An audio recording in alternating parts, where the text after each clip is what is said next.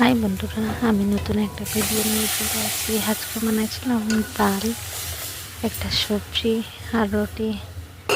তো ডালটা আমি কুকারে বসাই দিয়েছিলাম, তো এখন ডালটাকে করলাম, ছক লাগাই দিলাম। আর জানো তো এখন এরকম ঠান্ডাতে এরকম ঠান্ডা হচ্ছে না, ঠিক কী আর বলবো।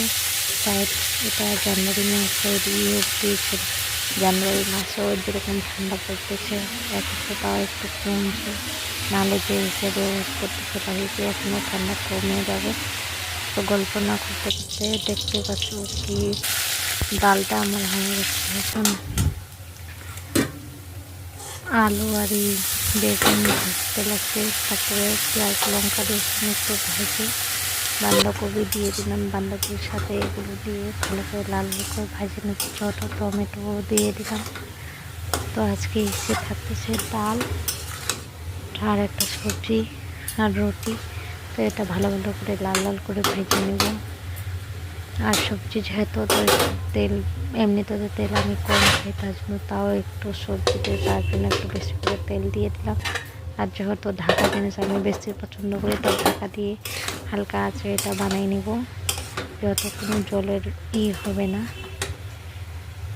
তো ভালো করে এটা ভেজে নিলাম, হালকা ঢাকা করে দিয়ে ভাজা কমপ্লিট হয়ে গেলে তারপরে একটু এমনি থেকেও ভেজে নেব, দেখতে পাচ্ছ। আর যেহেতু আমি দেরি করে করতেছি,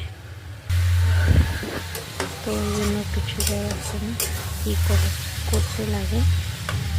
তারপরে যদি সবজিটা রান্না হয়ে গেলে দেখতে পাচ্ছি, তারপরে আর একটু ভেজে দিয়ে নাড়াচাড়া করে নেব, তারপরে উঠাই নেব। নাড়াচাড়া করা হয়, তারপরে দেখতে পাচ্ছি হয়ে গেছে, তো এবারে উঠাই নেব আমি।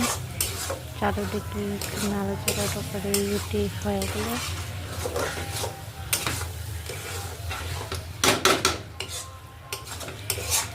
এটা আমার ফাইনালি সবজিটা হয়ে গেছে। তারপর কিছু রুটি ছিল বানানোর জন্য, রুটি আর ভাত।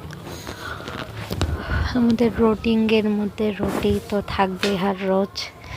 তো রুটিটা ভালো করে করে নিলাম, করার পরে দেখতেই পাচ্ছ রুটি অনেকগুলো ছিল, তো ওই জন্য বানাই নিলাম। এগুলো বানা হয়ে গেলে,